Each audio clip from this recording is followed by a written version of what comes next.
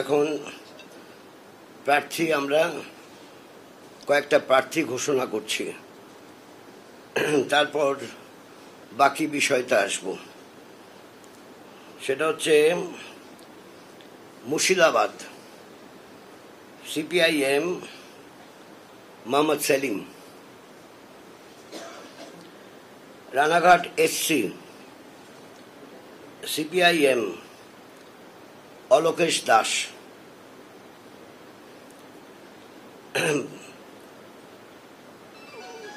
Bardhaman Durgapur CPIM doctor Supriti Ghoshal, নতুন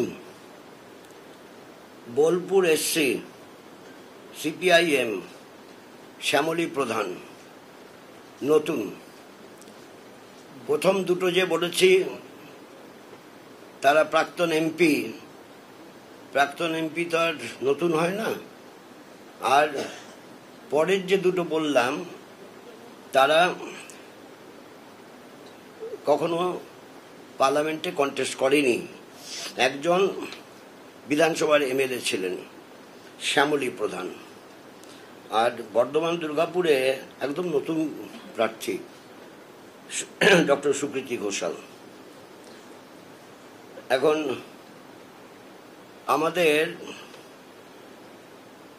এই পুরো লিস্টটা প্রকাশ করতে আর একটু সময় লাগবে, সেটা আপনাদের জ্ঞাতার্থে বলছি, এবং যারা দেখেন তাদের প্রয়োজনও বলছি, কারণ এখনো সব সিটে প্রার্থী নির্দিষ্ট করার ব্যাপারেতে কিছু আলোচনার প্রয়োজন আছে।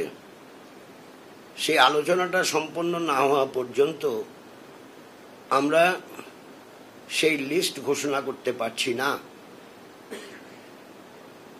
কাজেই আপনাদের মনে হতে পারে যে কোনো পার্টি তো একসঙ্গে 42টা ঘোষণা করে দিচ্ছে, কোনো পার্টি কিছু ঘোষণা করছে, বাকি রাখছে কিছু, এরকম আছে। আমাদের ক্ষেত্রে বাস্তব অবস্থাটা আপনাদের বললাম, আমরা তো বাম ফ্রন্ট, অন্য কেউ ফ্রন্ট নয়।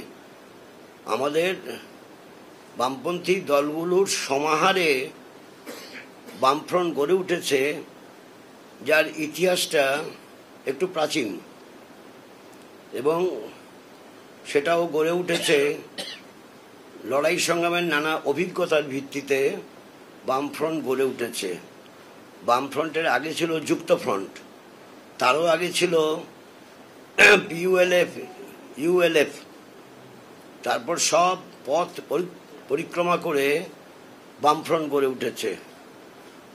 স্বাভাবিকভাবেই আমাদের এরকম খেপে খেপে প্রার্থী ঘোষণা করতে হচ্ছে। আর দেশের যে রাজনৈতিক পরিবেশ পরিস্থিতি আছে,